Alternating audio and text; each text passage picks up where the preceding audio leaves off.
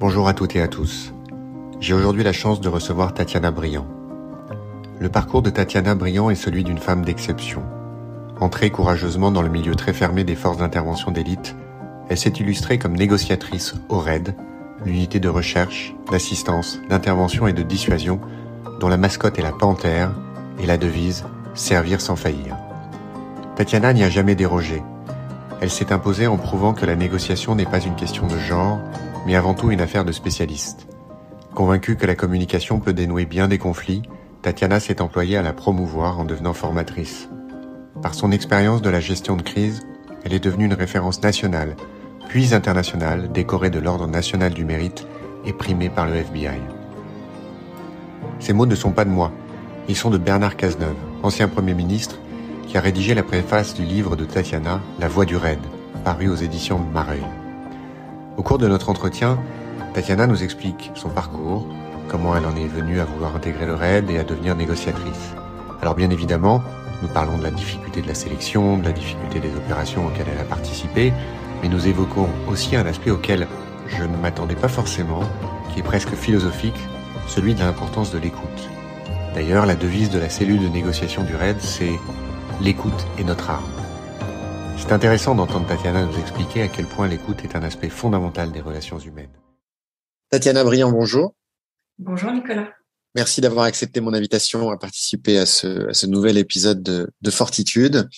Je vous présente en quelques mots. Vous avez fait l'essentiel de votre carrière comme au sein de la police nationale. Vous avez notamment été négociatrice au sein de la prestigieuse unité du RAID pendant 13 ans. Aujourd'hui, vous êtes consultante en gestion de crise, c'est comme ça qu'on peut vous présenter? Oui, négociation et je fais de l'accompagnement aussi sur des sujets de management notamment. Donc vous avez votre propre entreprise et vous êtes totalement indépendante et vous intervenez auprès de grands groupes, de sociétés, même de particuliers. J'ai vu sur votre site internet, on peut vous solliciter à titre individuel? Exactement, pour des accompagnements, même pour de la formation, pour des accompagnements, ce qu'on appelle plus vulgairement de coaching, même si j'aime pas forcément le terme, mais voilà, des accompagnements sur des problématiques internes ou dans le groupe aussi, parfois. Et j'interviens aussi pour des organismes privés et publics. D'accord.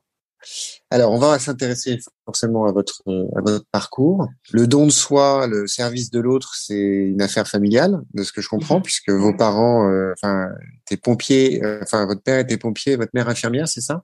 Oui, tout à fait. Donc là, on peut dire qu'il y avait une espèce de vocation dans l'ADN. Ouais. Vous avez fait des études de droit et vous expliquez dans votre livre, sur lequel on va revenir bien évidemment, qui s'appelle, j'en profite pour le présenter tout de suite, La Voix du RAID, négocier pour sauver des vies, chez Mareuil. Vous expliquez que c'était votre rêve de devenir avocate. Alors forcément, je prêche un peu pour ma paroisse, étant avocat moi-même.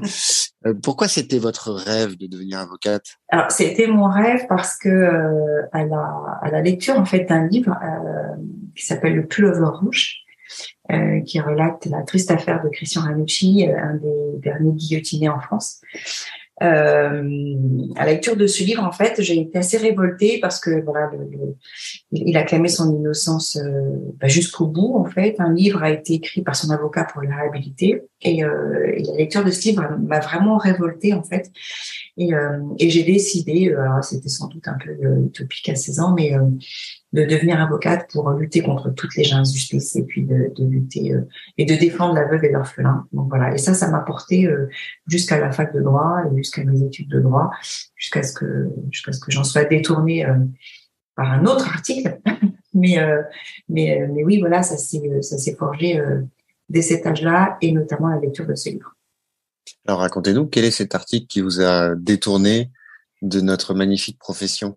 Eh bien, c'est un article que j'ai découvert en 98 et qui évoquait la prise d'otage de la maternelle de Neuilly en 93.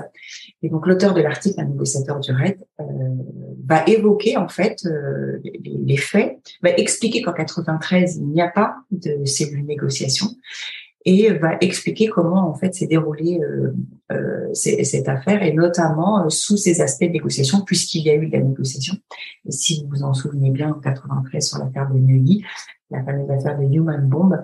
Le négociateur improvisé en place à l'époque était Nicolas Sarkozy. Et donc, il va décrypter en fait l'affaire et il va surtout rentrer en fait dans le détail des raisons pour lesquelles la cellule de négociation a été créée et quel est finalement le métier d'un négociateur de crise. Et en fait, ça a vraiment fait écho parce que d'abord j'ai découvert l'unité du RAID. Je m'intéressais pas au métier de la police. J'avais pas forcément une grande connaissance non plus des unités d'intervention. Et là, je découvre en fait qu'au sein de cette unité, on a la capacité d'avoir une spécialité qui va mettre en première intention l'option de la négociation pour résoudre des conflits. Et quels conflits, le cas échéant, vraiment dans des situations les plus extrêmes, les plus dégradées, on avait cette intelligence de proposer d'abord l'option de la communication pour résoudre des conflits. Donc ça a vraiment fait écho. Et ça a été une révélation vraiment. Et alors je savais pas du tout si j'avais le tempérament, les capacités pour rentrer dans la police, mais ce que j'entendais était tellement plein de sens. En fait, je me suis dit, mais en fait, c'est là, et c'est ce que j'ai envie de faire. Et donc j'ai poursuivi des études de droit parce que j'adorais ça. Et sauf que j'ai passé l'avocature et j'ai passé le concours d'entrée des officiers de police. Dans votre livre, alors c'est pas un livre qu'on peut qualifier de biographique au sens strict, puisque c'est un entretien, c'est un dialogue dans lequel vous évoquez votre parcours, vous évoquez vos missions, vous évoquez le rôle que vous avez joué, mais finalement on a des bribes d'informations sur votre parcours. Et typiquement, alors sauf si ça m'a échappé, moi j'avais pas noté que finalement il y avait véritablement un projet, enfin une ambition en tout cas, par rapport au RAID qui était antérieur à votre entrée à la police. Est-ce que, enfin, vous avez intégré la police en vous disant, mon objectif est à terme d'intégrer, alors peut-être pas forcément le RAID, mais en tout cas une unité d'intervention, de faire de la négociation, ou est-ce que finalement c'est resté un peu en toile de fond et après l'occasion s'est présentée? Parce que ça, pour le coup, moi je l'ai pas clairement identifié. Alors, je l'ai peut-être pas forcément exprimé, je croyais que si, mais en fait, alors pour répondre à l'autobiographie, la biographie, j'ai jamais voulu écrire de biographie parce que j'estimais que j'étais personne entre guillemets pour écrire une biographie, ça n'avait pas de sens. En revanche, parler du métier, parce que je trouve que c'est un métier absolument exceptionnel, et de faire connaître et peut-être susciter d'autres vocations, ça avait vraiment du sens. C'est pour ça qu'il a été fait sous la forme d'interview, parce que je trouvais ça beaucoup plus sain en fait de m'exprimer de cette manière. Je ferme la petite parenthèse. Et alors effectivement, c'est la découverte de l'article qui a vraiment éveillé chez moi l'envie de devenir négociateur. Et parce que il y avait des négociateurs qu'en police ou qu'en gendarmerie, j'ai décidé de passer au concours d'entrée de la police. Mais sinon, j'ai surtout avant de vouloir être policier, je voulais surtout être négociateur. Et en fait, passer par la police, c'était un incontournable. Donc, d'ailleurs, je l'ai toujours dit, je passe au concours d'entrée pour être négociateur au RAID, et le jour où je quitte le RAID, je quitte la police, ce que j'ai fait. Ce qui est une belle illustration de l'intérêt d'avoir des vrais objectifs. Et en fait, alors, c'est comme quoi les choses qui doivent se faire se font.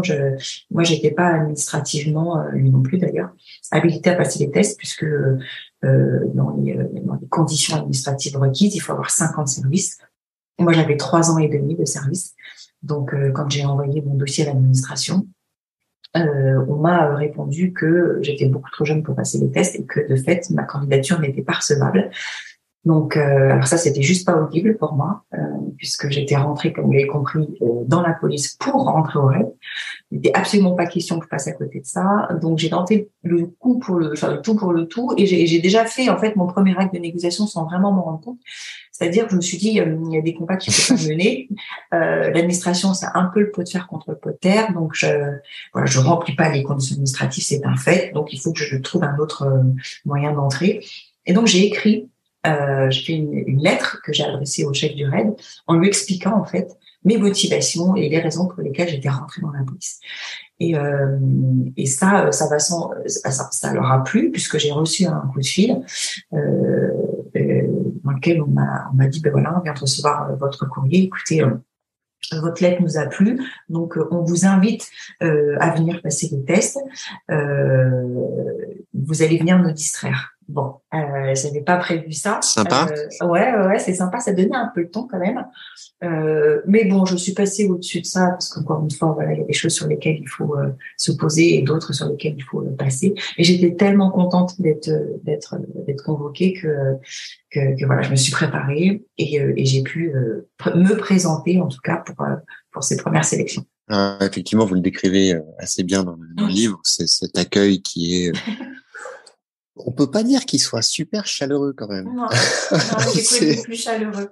Ça, disons que, alors, je sais pas comment ça se passait à l'époque dans l'administration en général, dans certaines administrations particulières, notamment dans la police ou la gendarmerie.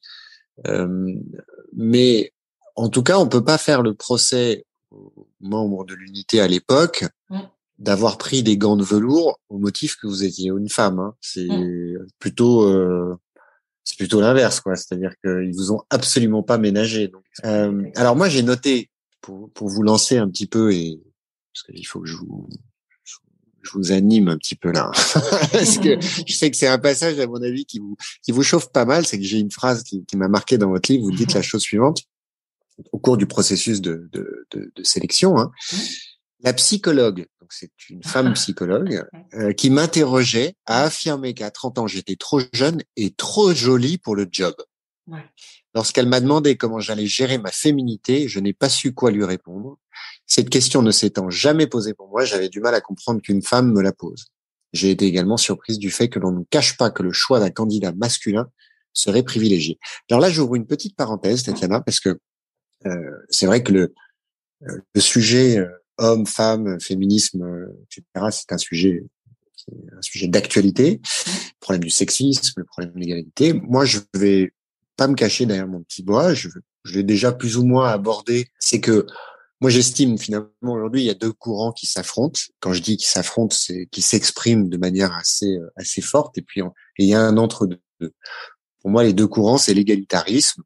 Voilà, les hommes et les femmes sont pareils, il n'y a pas de différence, donc on doit agir en conséquence, ou bien une forme de sexisme, c'est-à-dire ils sont différents, donc ils doivent être traités différemment. Voilà. Moi, j'ai pas peur de dire que mon point de vue sur le sujet, il est assez hybride, et il est nuancé, parce que je pense que la vérité, elle est dans la nuance toujours.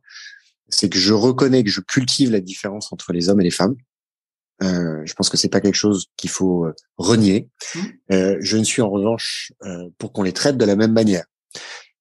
Sans favoritisme, sans voilà, et que du coup on puisse donner sa chance à tout le monde de la même manière.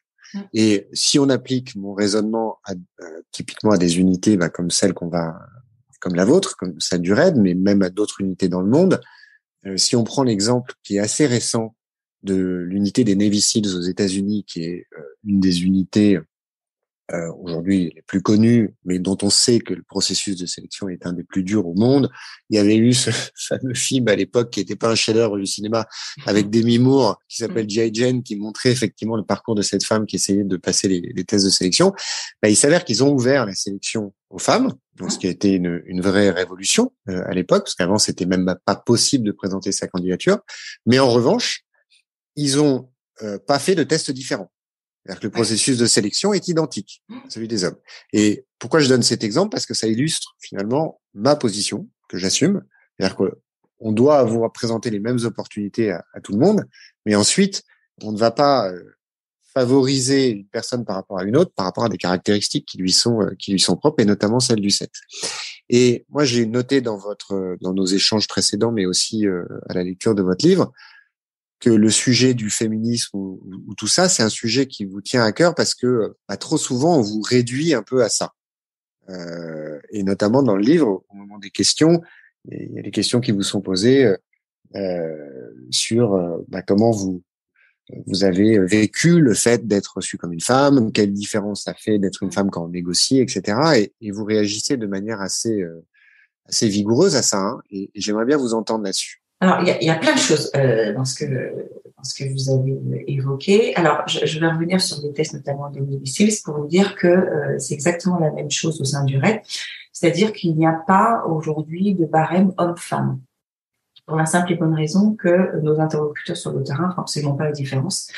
Donc, que vous soyez un homme ou une femme, il faut surtout que vous soyez bien entraîné, conscient de l'unité dans laquelle vous allez intervenir, en tout cas pour laquelle vous postulez, et vous êtes logé à la même enseigne. Donc les tests sont exactement, enfin, en tout cas les barèmes sont identiques. Les tests en revanche vont être différents en fonction non pas que vous êtes un homme ou une femme, mais en fonction de la spécialité pour laquelle vous postulez. C'est un peu normal puisqu'on Oui, va bien sûr. pas Oui. forcément cibler la même chose chez les candidats. Si vous êtes un négociateur, vous n'avez pas vocation à porter un bouclier de 80 kilos, donc c'est.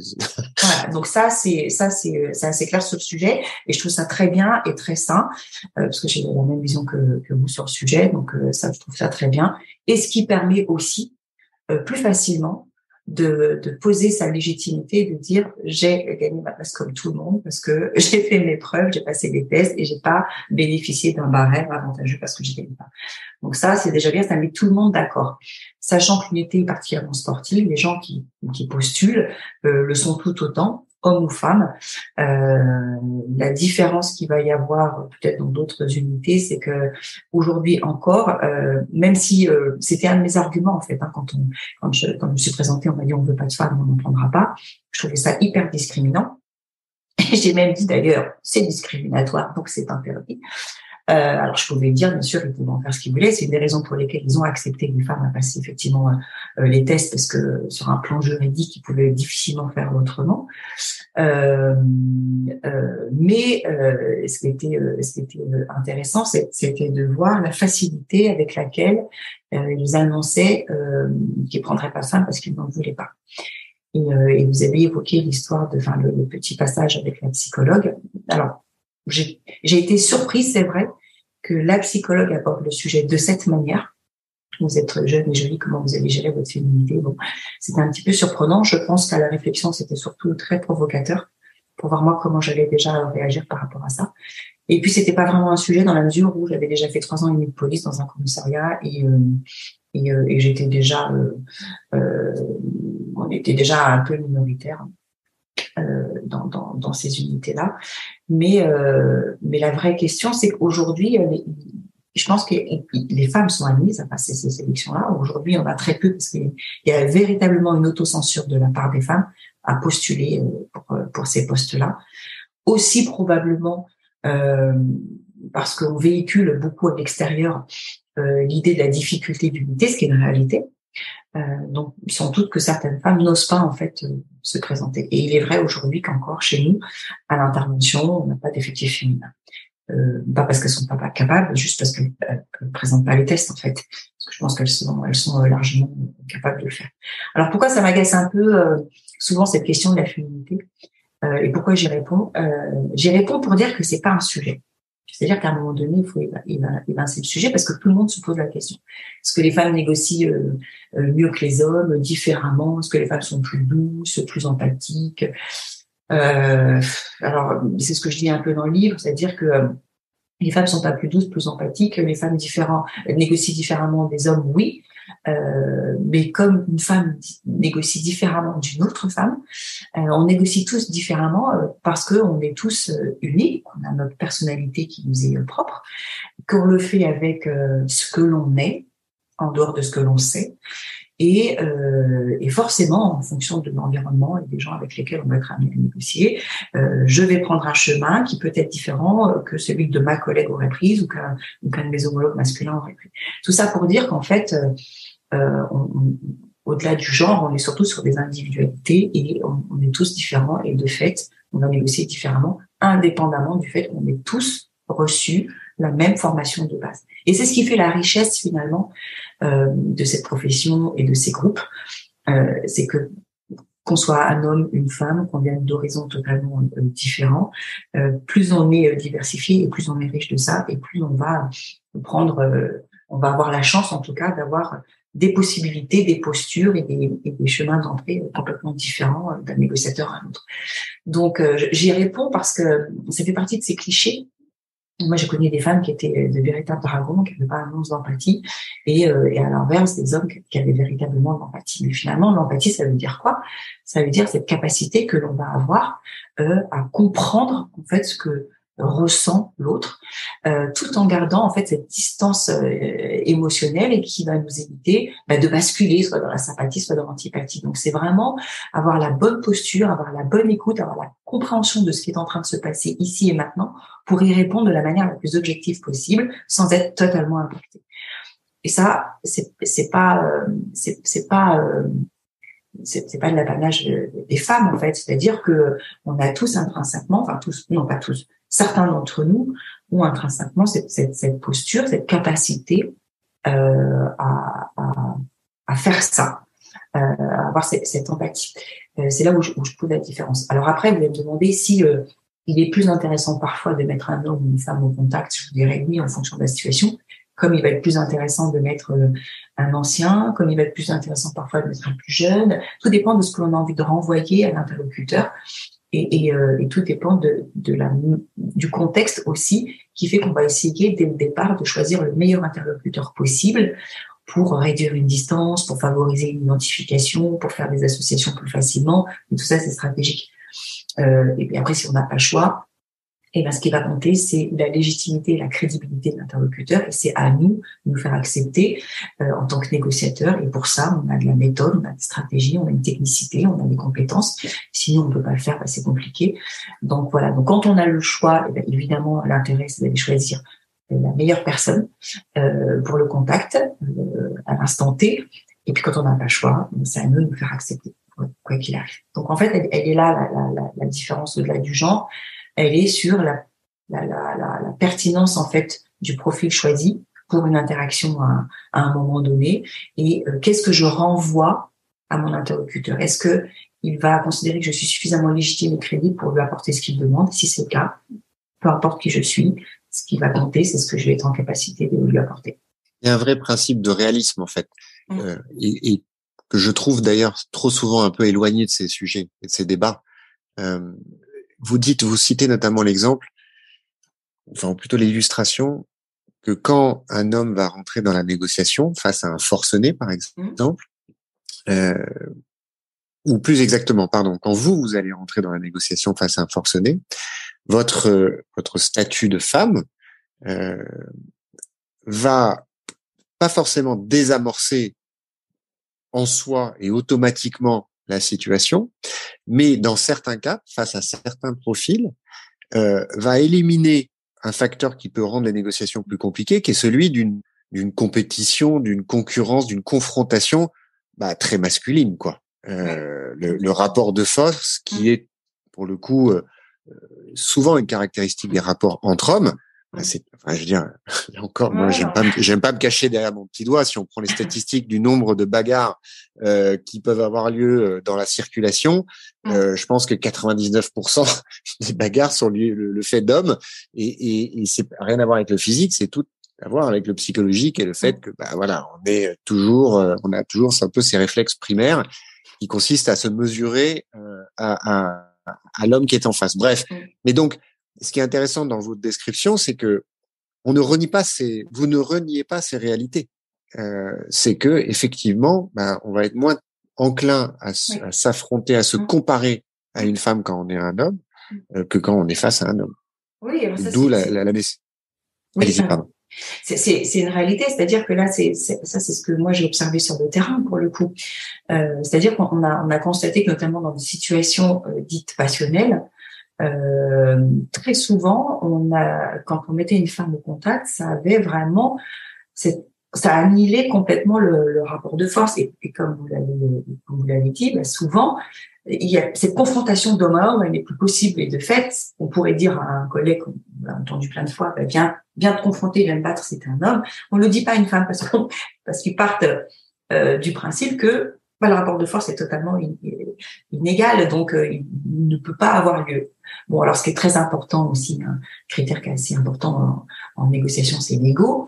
Donc on gère assez bien nos égos pour le coup, certains d'entre nous. Donc du coup c'est pas un sujet, c'est-à-dire moi je me suis jamais offusquée que mon interlocuteur imagine que j'étais pas en capacité de venir me confronter, parce qu'en plus c'est absolument pas l'objet et la posture du négociateur, donc ça tombait très bien. Donc alors le fait de mettre une femme au contact, ça avait d'abord cet effet-là, mais surtout, bien souvent, ça créait la surprise. Et c'est probablement parce qu'on crée la surprise que, de facto, ça venait vraiment complètement atténuer ce rapport de force. Donc ça, forcément, on l'a observé et c'était plutôt à notre avantage, c'était plutôt assez bénéfique.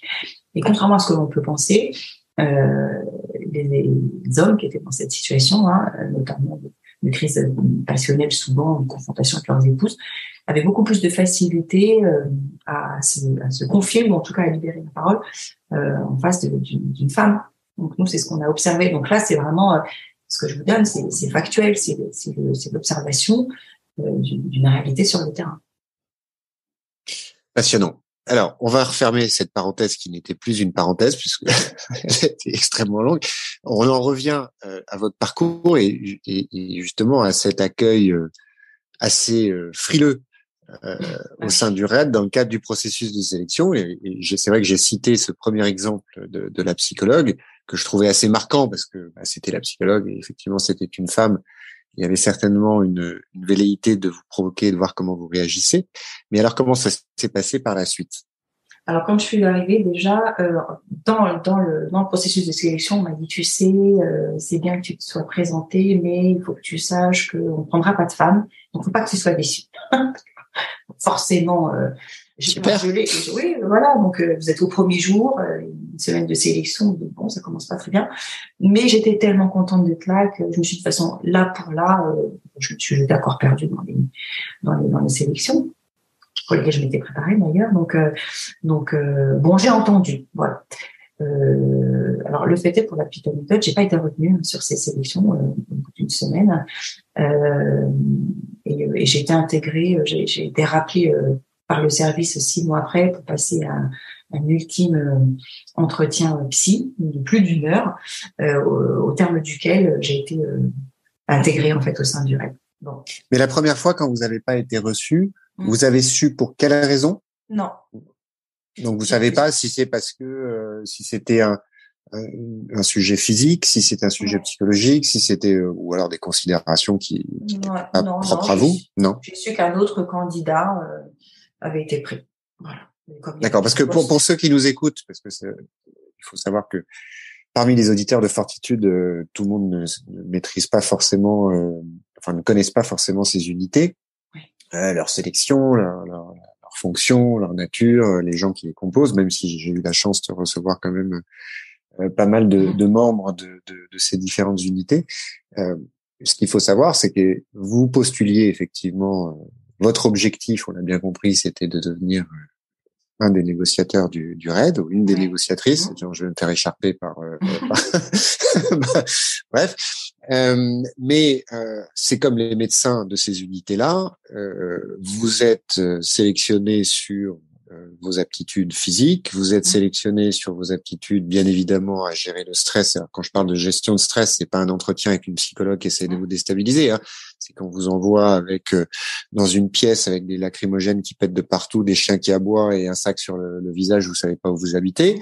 Des tests de combat, de maniement des arbres. Tout ça, c'est des tests auxquels vous avez été soumis, n'est-ce pas? Tout à fait, ouais. D'accord. Non, parce que qu'on s'imagine pas, encore une fois, que ce soit par la nature de la fonction à laquelle vous vous destinez ou le fait que vous soyez une femme, vous ayez échappé à toutes ces sélections qui sont bien évidemment extrêmement difficiles. Une anecdote juste pour illustrer un peu ce qu'on vient de dire. Vous vous souvenez combien de tractions, par exemple, on vous demandait de faire lors de votre processus de sélection? Alors, on n'avait pas un nombre, on avait une durée. En fait, on devait faire on devait en faire le plus possible. D'accord. Et là, ça commençait à dater. Il me semble qu'effectivement, il y avait quand même un minima, et après, on devait en faire le plus possible. Mais là, vraiment, je m'en souviens. Oui, non, bon, après, mais voilà, c'est quand même important de replacer les choses dans le contexte, et c'est effectivement un processus qui est exigeant à tous les niveaux. Ouais. Donc, vous êtes rappelé 6 mois plus tard. Là, vous êtes officiellement accepté et intégré. Ouais. Et vous commencez. Alors, j'imagine que c'est un peu comme dans toutes ces unités, le processus de sélection initiale, en fait, il n'est pas unique. C'est-à-dire que vous êtes un peu soumis à la sélection en permanence et vous continuez à être formé, etc. par la suite. Oui. Il n'y a rien d'acquis dans Non, ces non. unités. En fait, on a 6 mois après de probation, entre guillemets, donc 6 mois pendant lesquels on va finaliser en fait la formation. Donc, on va être formé à la négociation, à la psychologie, à la psychiatrie criminelle. Moi, je vais parfaire ma formation en Afrique du Sud, puisqu'à l'époque, donc moi, je suis intègre en 2004. La formation, elle est exclusivement anglo-saxonne. Donc, mes prédécesseurs ont fait Scotland Yard et FBI, donc j'ai la chance d'être en Afrique du Sud. Et en 2006, on va vraiment se détacher en fait de cette formation anglo-saxonne. On va garder le fond et on va modifier la forme et on va en fait faire une formation franco-française parce qu'elle correspond beaucoup plus à notre état d'esprit, à nos us et coutumes, à ce que l'on rencontre sur le terrain, à nos interlocuteurs, parce que voilà, on n'agit pas de la même façon en France que dans les pays anglo-saxons. Mais je vais faire donc toute cette formation là pendant mes 6 mois de probation. Et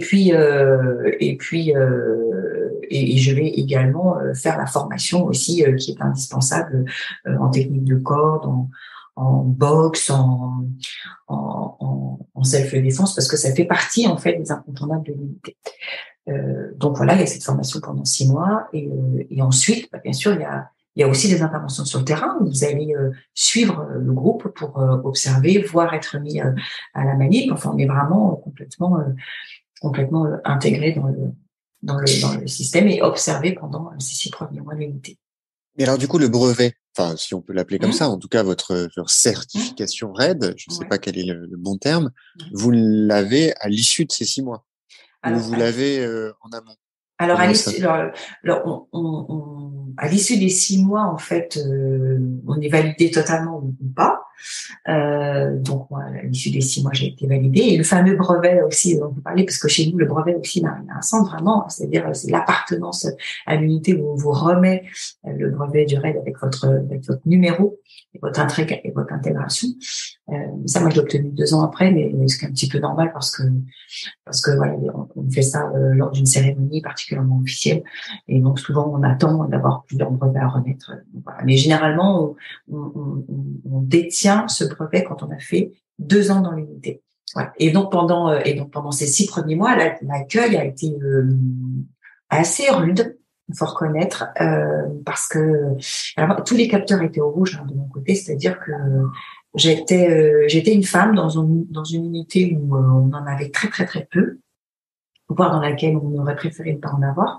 Je faisais de la négo, donc potentiellement si moi je négocie, ça veut dire qu'une partie du groupe n'intervient pas. Donc on était un peu considérés au départ comme des empêcheurs de tourner en rond.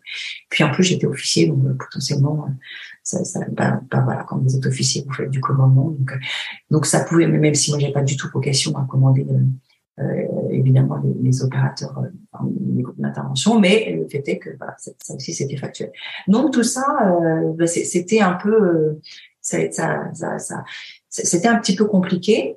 Et d'ailleurs, j'ai été accueillie avec cette gentille phrase la toute première fois, et j'ouvre des guillemets, vous m'excuserez sur votre antenne, t'es pas la première gonzesse à venir vous péter les couilles. Donc, voilà, je referme les guillemets. Et j'ai entendu aussi par la suite, c'est bon les gars, on va pouvoir ouvrir une crèche. Et donc je me disais waouh, c'est quand même bon, je vais pas être habituée à ça au commissariat, parce que le commissariat quand vous arrivez, moi j'ai fait mes premières années en tenue, et quand vous êtes en tenue, donc voilà, vous avez le salut le matin où vos collègues se mettent au garde à vous pour vous saluer. Bon, on était très loin de ça au sein du service. C'est pas tant que j'y tenais, pas du tout, mais ça faisait vraiment, je faisais le grand écart en fait entre le commissariat et l'unité d'intervention. Donc voilà, c'était assez surprenant dès le départ. Et puis j'ai un collègue qui m'a dit si tu tiens cette semaine, tu resteras, tu tiendras longtemps. Donc, il n'avait pas tort, puisque j'ai fait la longue carrière qui a été la mienne et que j'ai adoré jusqu'au bout. Tous les collègues avec lesquels j'ai bossé, et ça reste la plus belle expérience professionnelle de ma vie professionnelle. Donc voilà, mais c'est vrai que l'accueil, il fallait pouvoir être au-dessus de ça et se dire, allez, tu serres les dents. C'est une unité hyper masculine. Voilà, c'était des rustiques, mais il y avait plein de choses sur lesquelles moi j'arrivais à me retrouver en eux.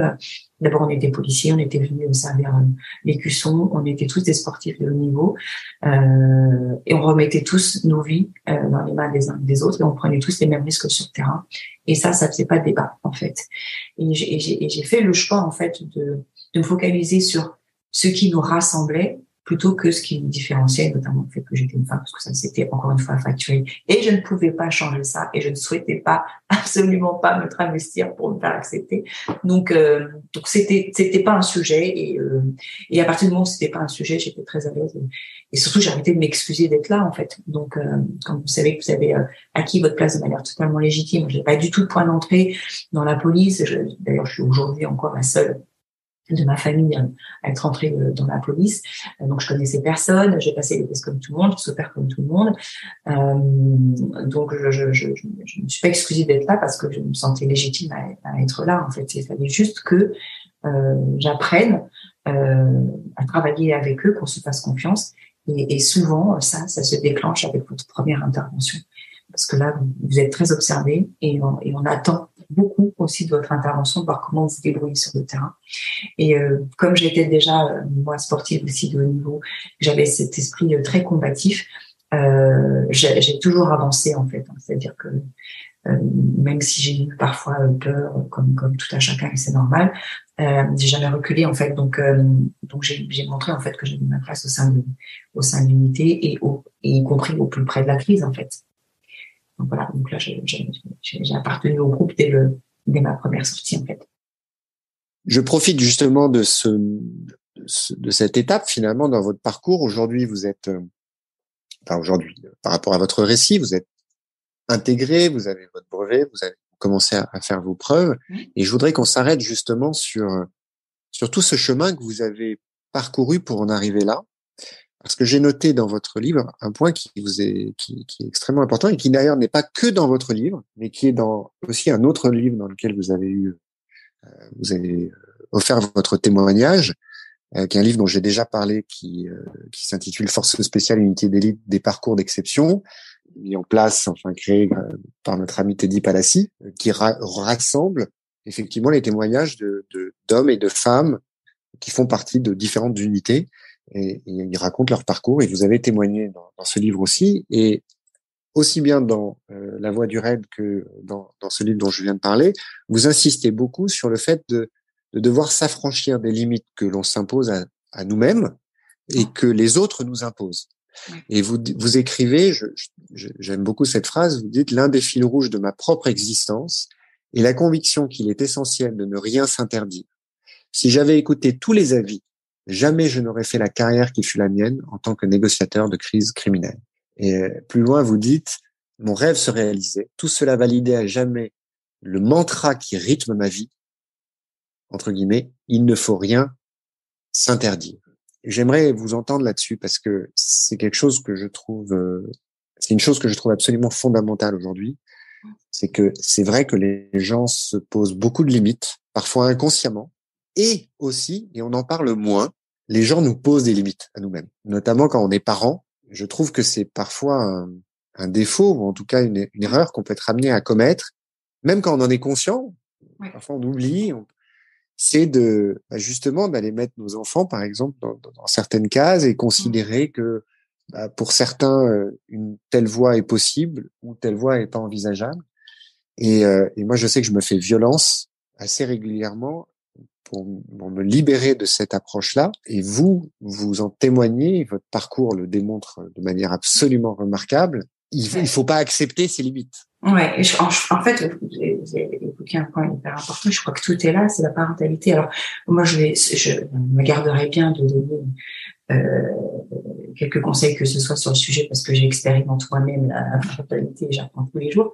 Mais je crois que je suis comme je suis parce que j'ai eu l'éducation que j'ai reçue. Et c'est ce que j'essaye aujourd'hui de faire avec mes propres enfants. Je n'y arrive pas toujours.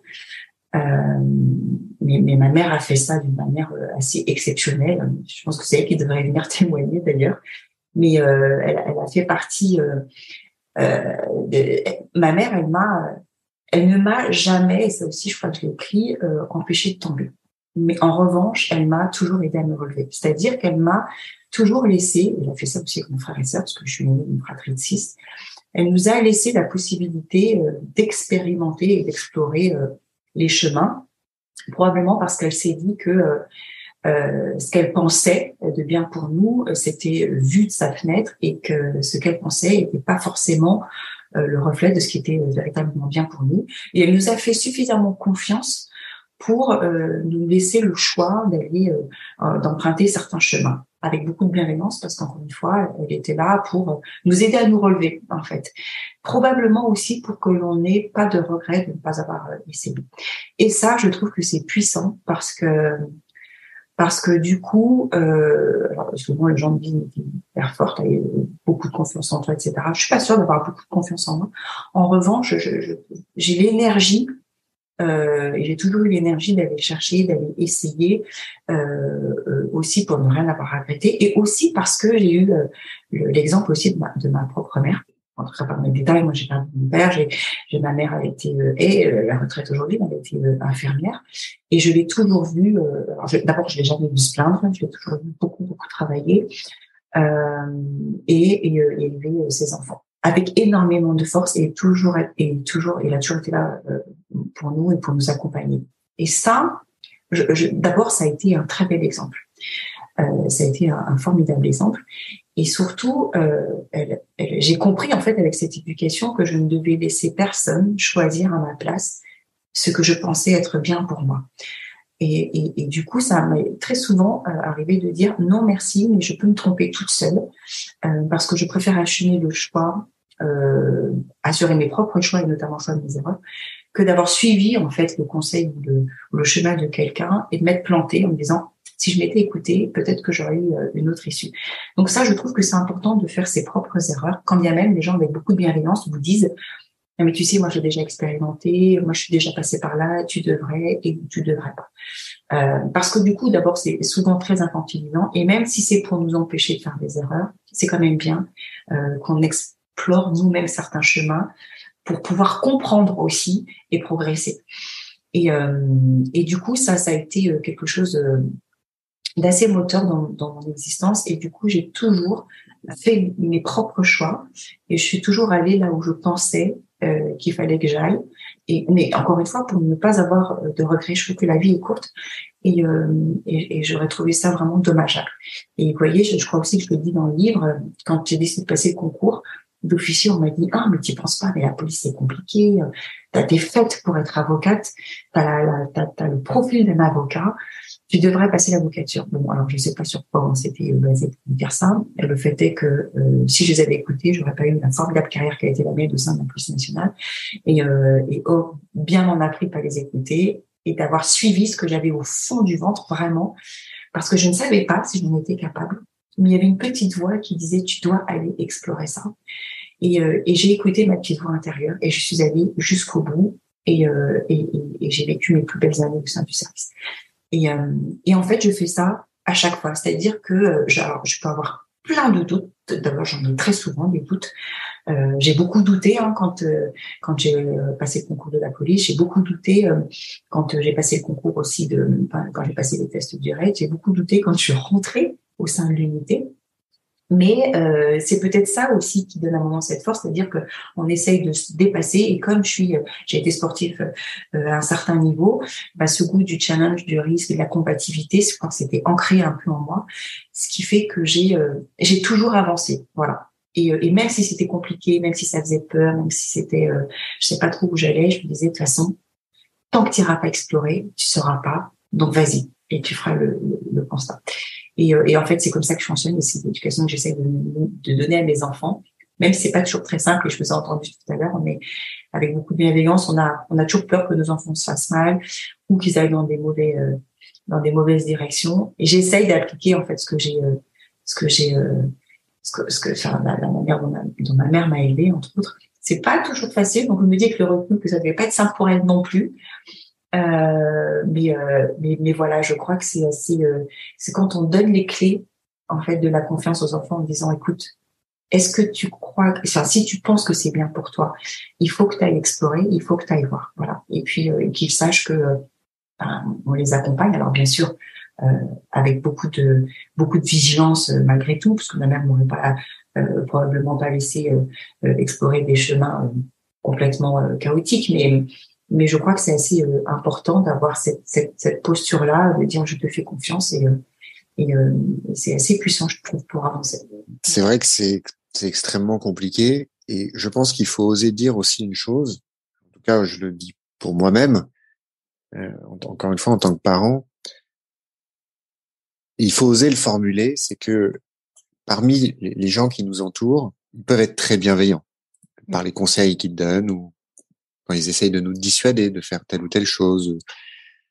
Mais il y a un facteur psychologique qui est très fort, qui peut être dans leur inconscient. C'est que très souvent, on projette notre propre existence, aussi bien dans ce qu'on a vécu, mais aussi dans ce qu'on n'a pas vécu. Et on peut le projeter sur nos enfants par rapport à ce qu'on souhaite pour eux, les directions qu'on veut les voir prendre ou les chemins qu'on veut leur éviter. Et il faut oser admettre ça. Il faut oser admettre le fait que dans la manière dont on se positionne vis-à-vis de nos enfants ou même parfois de nos proches, de nos amis, on peut pas être totalement honnête.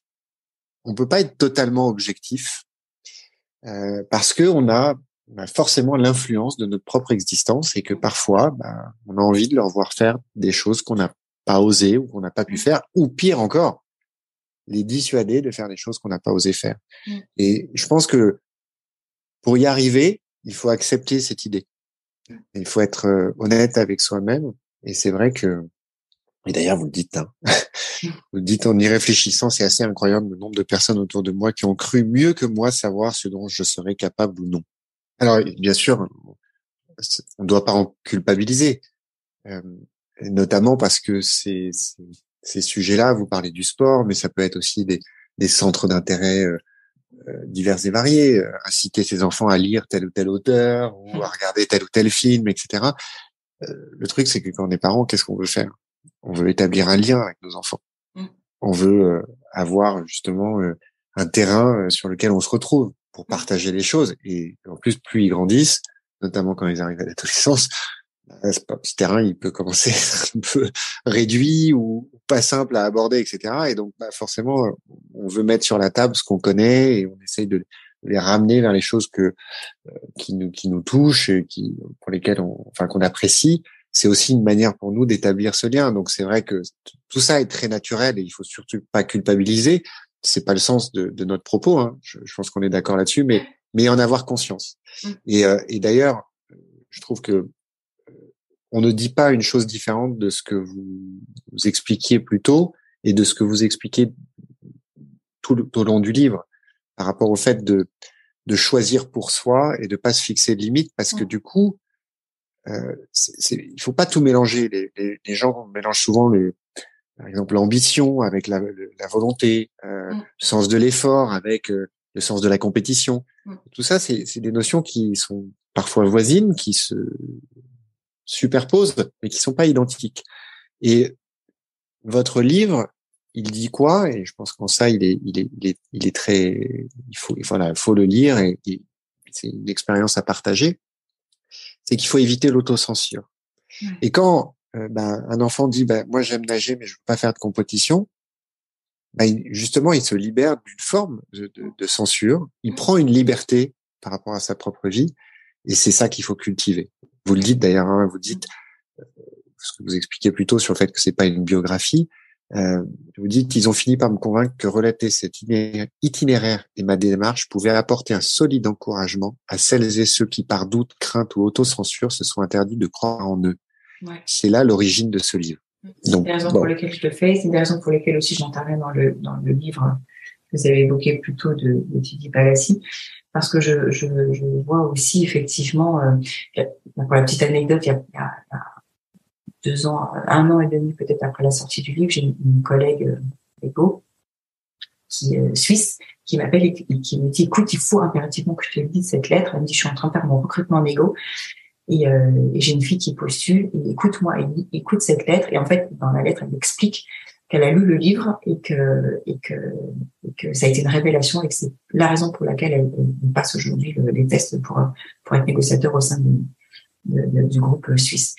Et je me suis dit, ben voilà, en fait, c'était ça le message. Je me suis dit, si ce livre, il a pu apporter des vocations, des réponses à certaines, faire connaître un métier, enfin certaines et certains, bien sûr, voilà, le pari est plutôt réussi. Et c'est vrai que le moteur, ce n'est pas tant de parler de moi, mais surtout de parler de ce métier en lequel je crois beaucoup.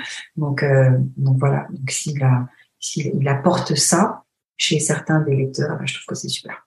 Alors maintenant, je vous propose qu'on rentre peut-être un peu plus dans le détail de ce qu'était votre métier, mais toujours en lien avec des sujets qui me sont chers. Et on va me dire, mais comment on va faire le lien entre la philo et le fait d'être négociateur au RAID.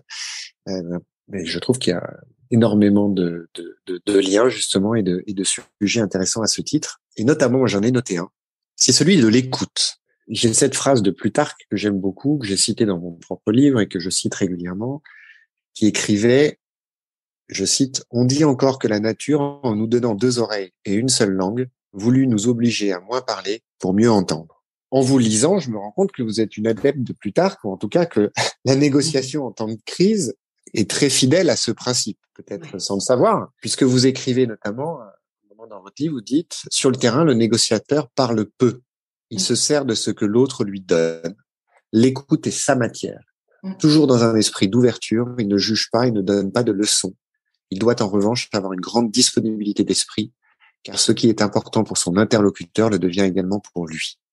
Conscient qu'il n'y a pas qu'un seul point de vue, il sait prendre son temps patiemment, mais aussi accepter les propos de son interlocuteur.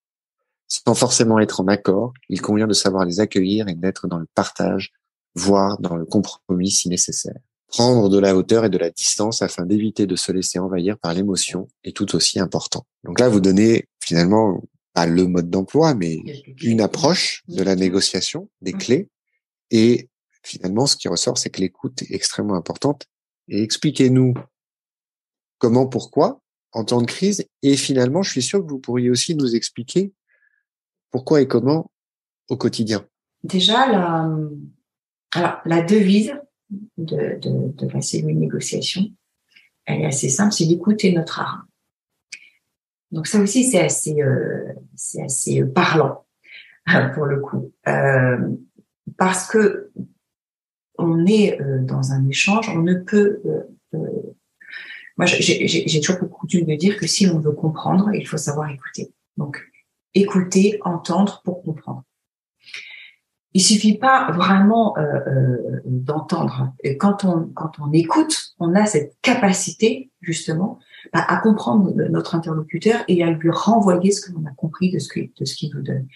Mais plus je parle, plus je prends de la place et moins je donne l'opportunité à l'autre de s'exprimer. Et notamment dans nos métiers où on est sur de la crise notamment criminelle, mais pas que, quand on fait de la négociation de manière générale.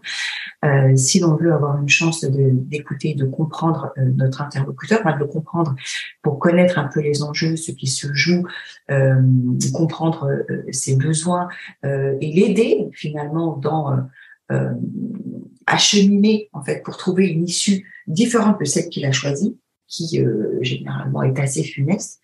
Je dois me poser pour lui laisser la place. Et je dois lui donner l'opportunité de s'expliquer, de s'exprimer et de livrer en fait ce qu'il a sur le cœur. Et pour ça, je dois l'accompagner, mais je dois pas prendre de place. Et ça, il y a que l'écoute en fait qui peut nous le garantir. Par ailleurs, moins je parle, moins je m'engage et moins je prends le risque aussi de dire des bêtises parce que souvent c'est ça aussi. Et ça va jusque dans l'expression aussi.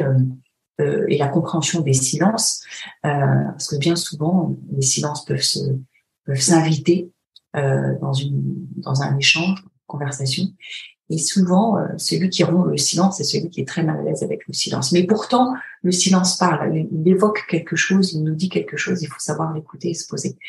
Donc l'écoute, elle va jusque dans l'acceptation qu'à un moment donné rien ne se dise, parce que ça veut forcément dire quelque chose. Et tout ça, on le comprend notamment sur ces grandes situations de crise. Donc bien sûr, c'est pas pour rien non plus le silence est d'or.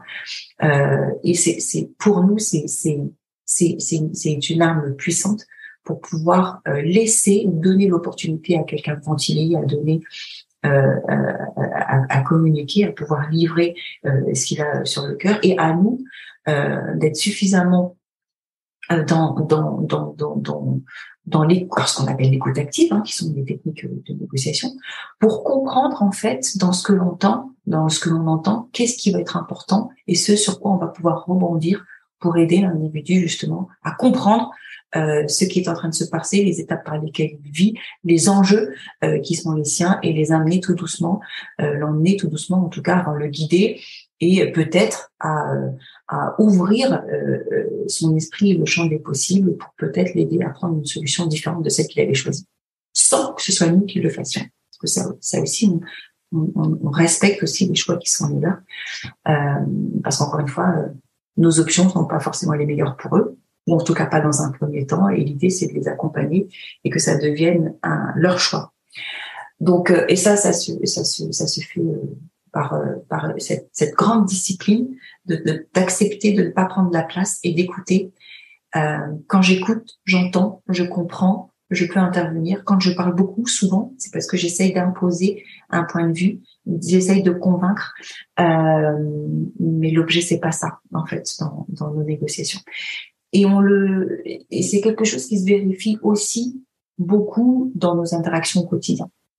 Là, donc quand je coupe la parole, quand j'essaie d'intervenir, quand je laisse pas à l'autre finir le propos, quand je finis les phrases à la place de quelqu'un d'autre, c'est souvent parce que j'ai une idée, elle est présente, ou alors je suis très enthousiaste, ou j'ai très envie d'imposer mon point de vue, ou j'ai très envie de partager ce que je pense, ou parce que je pense que j'ai raison et que c'est important que l'autre l'entende. Mais alors est-ce qu'on est dans voilà, est-ce que c'est bien, est-ce que c'est pas bien? On a tous des manières différentes de communiquer, mais ce que l'on sait, c'est que plus on laisse la place à l'autre et plus on a de chances aussi d'intervenir d'une manière différente, mais surtout efficace. J'ai quand même un peu du mal, ça c'est de ma fenêtre, à imaginer que quand vous êtes face à quelqu'un qui a un fusil de chasse entre les mains, qui potentiellement est drogué ou qui a trop bu et qui a malheureusement ses enfants ou sa femme en joue, manier ces silences, comme vous dites, ou cette écoute, c'est pas simple quand même. Comment vous faites pour raccrocher cette personne et mettre en place ce que vous venez de décrire, parce que tout ça c'est très bien quand on est en train de discuter tous les deux de manière posée, calme et bienveillante, mais dans les situations que vous avez connues, c'est quand même un exercice extrêmement compliqué. Alors c'est un exercice, c'est la situation effectivement qui est compliquée, qui est complexe, parce qu'on est parfois dans un rapport de force qui est pas toujours dans un premier temps à notre avantage, sauf qu'on met systématiquement une intention de négociation dès qu'on a la possibilité, en fait, parce qu'on part du principe que il est plus intéressant de résoudre une crise par la négociation, parce que voilà, on garantit, en tout cas on essaie de garantir une issue véritablement pacifique. Donc du coup, l'écoute c'est important. Alors notamment, on a parlé de personnes qui peuvent parfois effectivement être droguées, parfois de personnes qui sont alcoolisées. Donc là, on a des perturbateurs qui sont extérieurs. Donc on n'est pas toujours audible pour ces gens-là.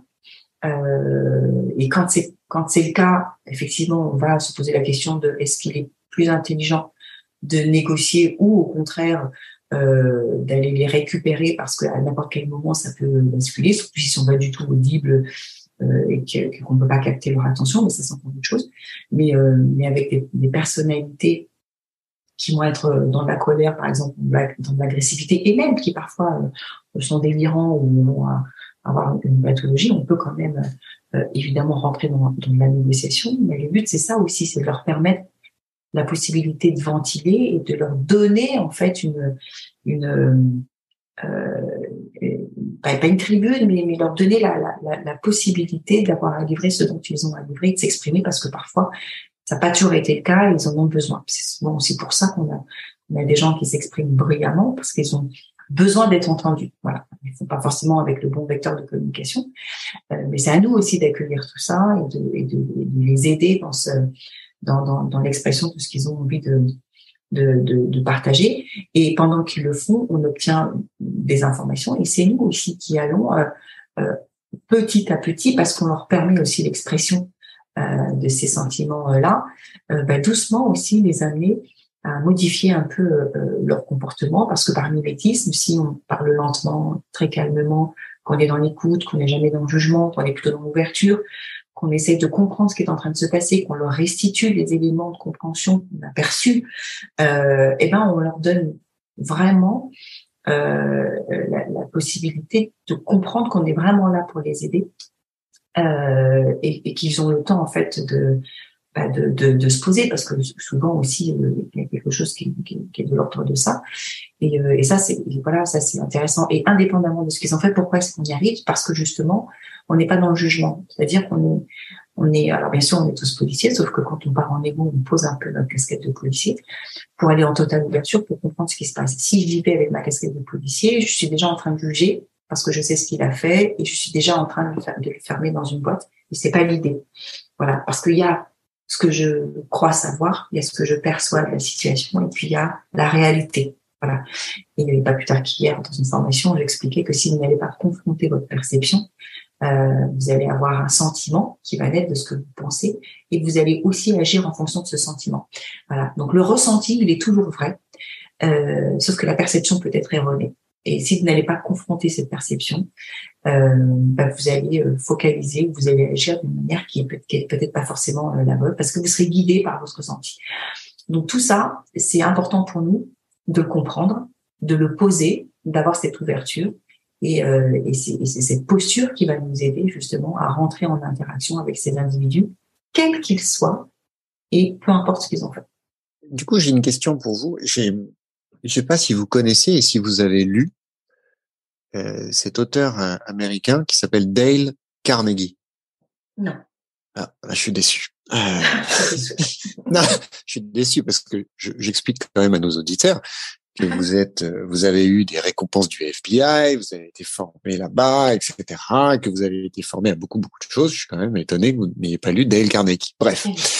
Alors, je vous explique. Dale Carnegie, c'est vrai qu'il n'est pas très connu en France. Il est né en 1888, il est mort en 55. C'était un conférencier américain. Et en fait, il s'est fait connaître parce qu'il a développé une méthode de développement personnel qui était surtout adaptée et à destination du monde de l'entreprise. Et il a écrit un best-seller qui s'appelle Comment se faire des amis, et qui a été publié en 1936, je crois, pour la première fois. Au départ, il a été publié à 5000 exemplaires. Et il a été vendu à 40 millions d'exemplaires depuis. Il y a eu 58 éditions traduites dans toutes les langues, etc. Et c'est une personne qu'on connaît très peu en France, dont on parle très peu, et qui, je trouve, a une philosophie, une doctrine qui est extrêmement intéressante sur la manière dont on interagit avec les autres. Et notamment comment on peut capter leur attention, comment on peut les amener à faire certaines choses, comment on peut les amener à s'intéresser. Et il développe tout au long de son ouvrage une thèse, là encore, que je trouve qu'on n'entend pas beaucoup. Est-ce qu'il y a une forme de pudeur? Je sais pas, on n'ose pas. Cette thèse, c'est que finalement, ce qui ferait tourner un peu le monde, c'est pas forcément l'argent, le sexe, comme on entend trop souvent le dire, et ce qui véritablement est déterminant chez les gens, c'est le fait de se sentir important. Que le désir d'être important, ce serait potentiellement, selon lui, une des sources de nos actions, de nos actes, de nos décisions les plus intrinsèques de la nature humaine. Ce besoin absolu d'être apprécié, d'être reconnu. Voilà. Et quand on le lit et qu'on rentre dans le détail, on est assez fasciné, effectivement, surtout si on est honnête avec soi-même et qu'on fait un peu d'introspection, de voir à quel point, il y a pas mal de comportements qu'on peut avoir qui sont justement déterminés par finalement ce besoin de reconnaissance.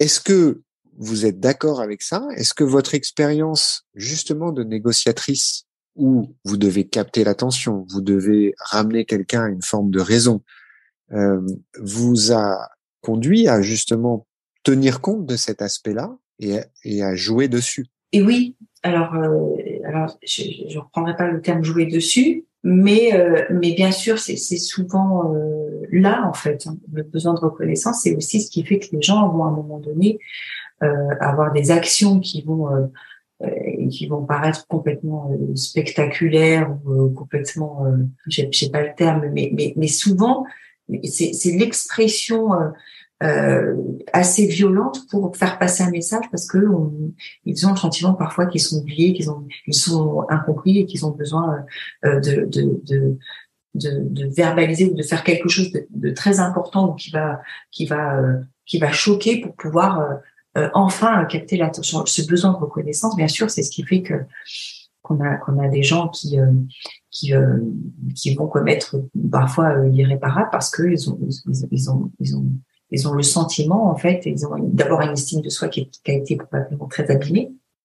Et puis on a beaucoup de gens qui estiment qu'ils sont un peu les laissés pour compte. Donc c'est la raison pour laquelle, quand on intervient nous sur les interventions, on va d'abord préserver leur ego et les respecter toujours, parce que ce jour-là, ils ont décidé que c'est eux qui allaient mener la danse, c'est eux qui allaient mener le jeu, probablement aussi parce que ils ont besoin de montrer qu'ils existent et qu'ils sont quelqu'un. Donc ça, c'est quand même très important, et souvent dans les négociations, vous pouvez mettre des tas de choses en place pour aboutir à un compromis, à un accord, à une sortie de crise, alors que ce soit dans nos environnements ou dans les environnements professionnels différents. Parfois, il y a quand même quelque chose qui bloque et vous dites, mais c'est dingue, on a tout bordé et pourtant il y a quelque chose qui est pas à sa place, il y a quelque chose qui lui manque. Souvent, c'est ça.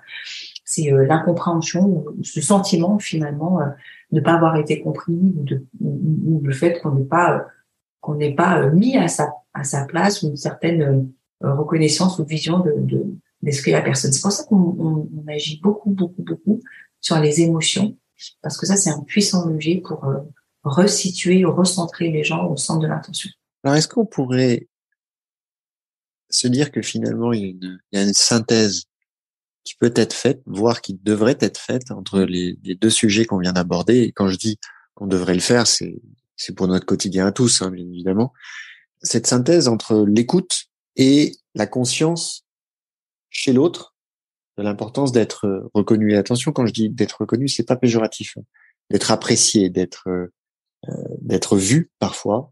Mais finalement, quand on fait la synthèse de ces deux choses-là, de ces deux aspects-là, en fait, de savoir écouter, de se discipliner à écouter, et d'avoir conscience que l'autre, il a aussi besoin d'être entendu et d'être apprécié. Enfin, je sais pas pour vous, mais en tout cas, en ce qui me concerne, et je pense, je vois pas mal de gens dans ce cas-là aussi, c'est des leviers sur lesquels on a tous beaucoup de travail à faire, et on a une grosse marge de progression pour.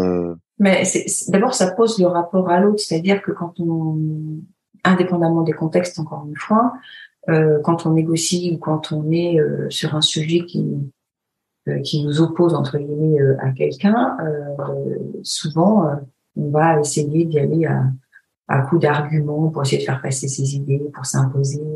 Sauf qu'on ne se dit jamais, mais au final, pourquoi est-ce que mon raisonnement serait plus pertinent, plus important, plus vrai que le sien?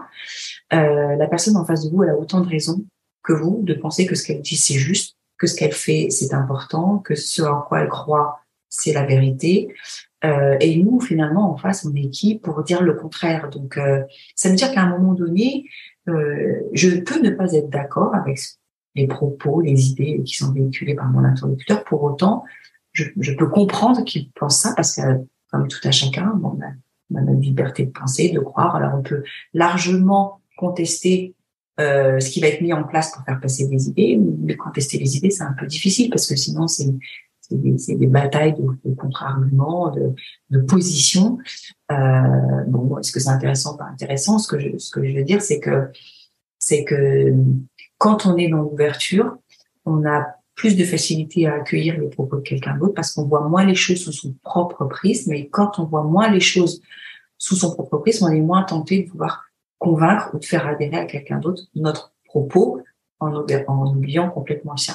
Donc, c'est laisser aussi une opportunité et laisser de la place à l'autre en disant « j'entends ce que tu dis, je le partage pas forcément, je suis pas d'accord, mais il t'appartient de penser ce que tu penses parce que comme il m'appartient de penser ce que je pense. Donc, c'est-à-dire qu'il y a un respect aussi mutuel par rapport à la posture, à la pensée de l'autre. Bon, voilà. Et c'est ce qui fait, je pense que parfois, on arrive aussi à redonner aussi de l'intention quand l'autre a compris qu'on n'était pas là pour le convaincre ou pour l'emmener dans une direction dans laquelle il n'avait pas envie d'aller et qu'il a cette capacité aussi à faire ses propres choix si on change simplement d'un angle la perception dont il voit les choses, c'est qu'il peut l'amener à bouger sur faire ce qu'il est en train de faire. Et ça, c'est valable, pas seulement en négociation de crise, mais à peu près dans tous les sujets. Donc, je vais clôturer notre entretien, comme j'essaie de le faire assez souvent, par mon fameux tableau Memento Mori, qui est la représentation imparfaite d'une vie de 80 ans. Chaque case représentant une semaine. Et vous demander de bien vouloir réagir à ce tableau, à ce qu'il représente pour vous. Je rappelle, chaque colonne, c'est une semaine et chaque ligne est une année sur une vie de 80 ans, bien évidemment. C'est un choix totalement arbitraire, mais c'est une représentation imparfaite, mais elle a le mérite d'être représentative. Donc, qu'est-ce que ça vous inspire? Vous avez le droit de réfléchir. Oui, j'ai le droit de réfléchir. Quand je vois ça, je me dis, waouh, je me dis que j'ai déjà rempli une bonne partie du tableau. Et que yes, j'ai réussi à déstabiliser la négociatrice du rêve. Non, c'est pas c'est un peu vertigineux en fait parce que là je regarde le tableau, je vois plein de petits carrés, plein de lignes, plein de colonnes et quand je me dis 80 ans, je me dis que il m'en reste moins que ce que j'ai déjà parcouru, ça donnera une indication de mon âge. Non, c'est pas simple. Merci d'avoir posé ce sujet. Qu'est-ce que ça m'inspire? Je me dis que j'ai une grande partie encore à remplir et que j'aimerais que cette deuxième partie soit aussi riche que la première. Voilà, je vois qu'il me reste encore beaucoup de cases à remplir et je trouve que c'est super chouette. C'est une jolie réponse. Merci beaucoup, Tatiana. Pour ce moment passé avec nous. Et puis, je vous souhaite bien évidemment plein d'expériences riches et passionnantes dans le cadre de votre nouvelle activité. Alors, bien évidemment, je précise à nos auditeurs que, comme d'habitude, je mettrai les références de votre livre, mais aussi celui de Teddy Palassi dans lequel vous intervenez dans des informations de l'épisode. Et puis, j'espère qu'on aura l'occasion de se recroiser très bientôt. Sans aucun doute. Merci beaucoup, Nicolas. Au revoir. Merci.